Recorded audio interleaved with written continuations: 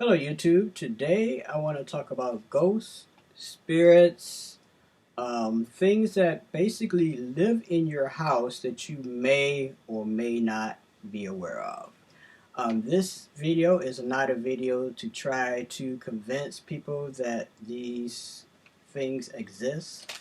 That's up to you. If you experience something that you cannot explain, then it's up to you to believe or not to believe. So this video is not me trying to preach to you saying that ghosts are real or that spirits are real or demons are real or whatever. That's up to you. I can only tell you about my encounters.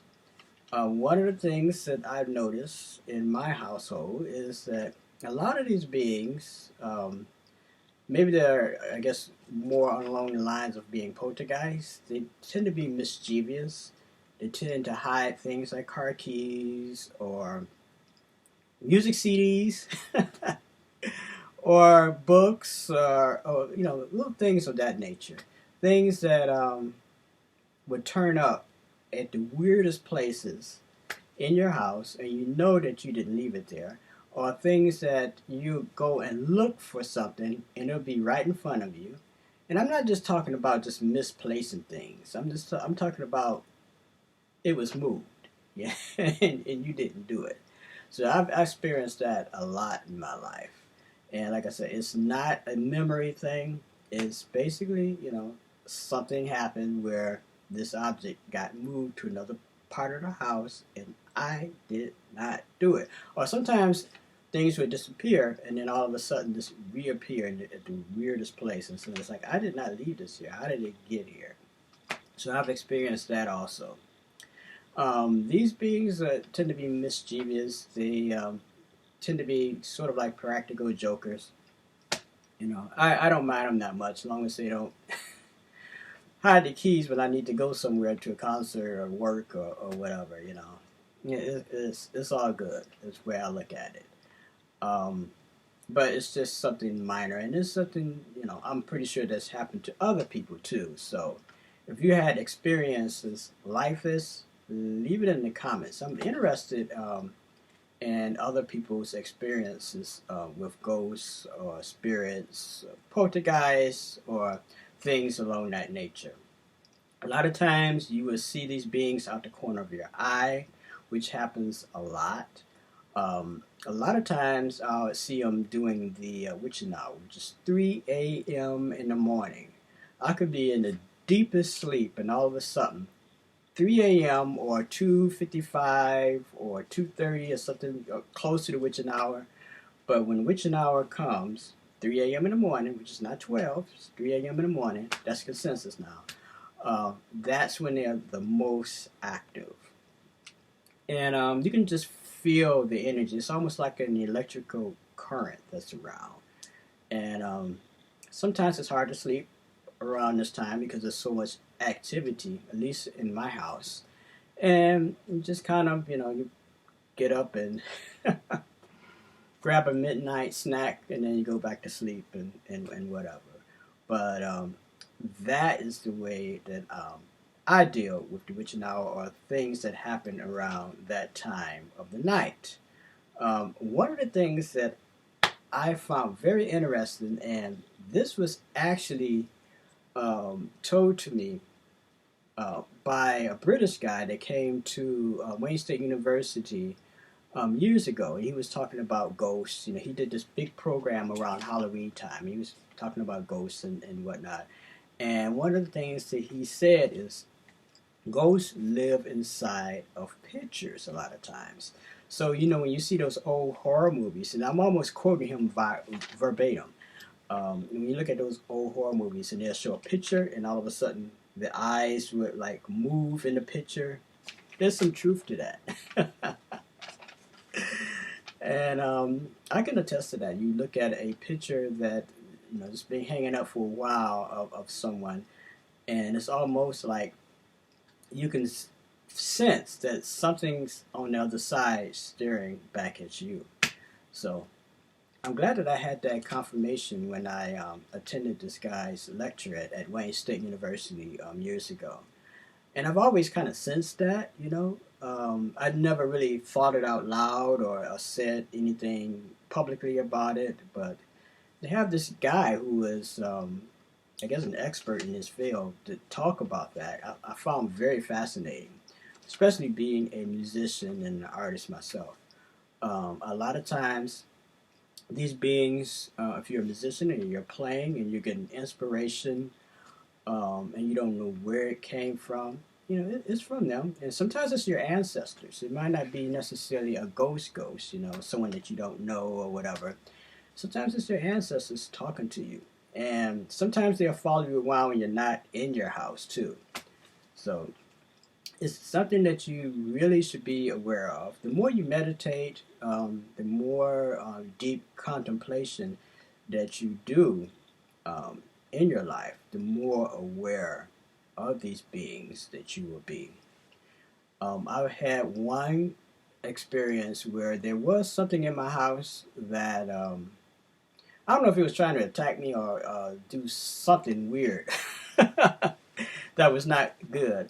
And I remember that it was like two spirits, and one spirit came to wake me up right before something else was going to come, which I found that very interesting. So it's almost like, these spirits, they have your back a lot of times. They feed off of energy. They feed off of negative energy. They feed off of positive energy. They feed off of sexual energy. Energy is energy to them, so they will feed off of that. Um, I know that there's different spirits that live in my basement, and they're different than the ones that live in my living room. They're different than the ones that live in my room. So it's multi-layered. There's different types of things that I don't think it's just me. I think it's people in general that live in your house that you may, or like I said, may or may not be aware of. And I think this is universal. Most people, they will say that that fell off the shelf because it was close to the edge or something, or the wind blew it or whatever. Even though all the windows are closed or whatever. The society we live in tends to be so left brain that we always want to explain things away rather than look at things from a different perspective. Well, maybe that was a spirit, or maybe that was something that caused that coffee pot to fall over or whatever. I remember this one story that was told by King Diamond. He said that he was, I'm going to try to get the story right. He was hanging out with the guys from Metallica, and all of a sudden, I don't know if it was a chalice or it was some type of utensil. I think it was a chalice, and all of a sudden it started to rise up from the table. And the guys kind of looked at him and was like, "What's happening here?"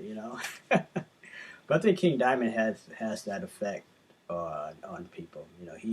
He's someone else who said that he's lived in haunted houses too. Um, and I also remember him saying that he was, if I can get the story right, he was staying at some place, and the lady that was staying with him was walking down the stairs, and all of a sudden something pushed her, and there was no one else there. I love King Diamond because he's the real thing. A lot of these heavy metal wannabe satanic rock stars, when you really listen to them, they're not what they claim to be. But King Diamond is the real deal. So just a little plug for King Diamond. Love that guy. But for the most part, most of these beings that I've encountered have been, at worst, mischievous, at best, helpful. they'll whisper things in my ear. They'll help me with songs, even soloing. You can, when you're doing deep soloing, it's almost like a meditation. You can feel their presence when you're doing that, or just listening to music, listening to drumming music, or drumming yourself.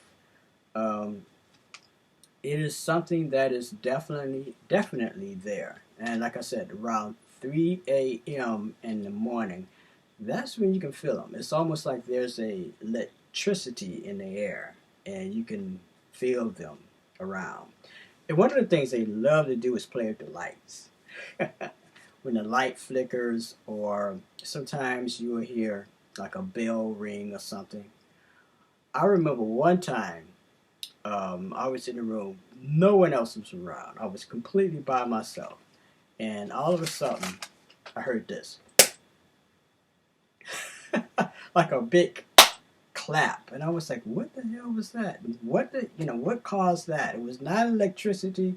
It was like something was like standing like close by, in my proximity, and it just kind of clapped its hands to make itself known. Um, I never really had any bad experiences, things that um, caused me harm or anything like that. Every now and then I would have some beings to try to enter my body. Sometimes I would let them. Sometimes I wouldn't. I told the story once about the one time I was very tired, trying to get some sleep, and this being wanted to enter my body, and I was so pissed off that I was like, okay, go ahead and enter. You're never gonna leave. My body's going to devour you. Now, I don't recommend other people to do this. That was just me being pissed off at whatever that was around. But I do want to let people know that you do not live alone. At least I don't.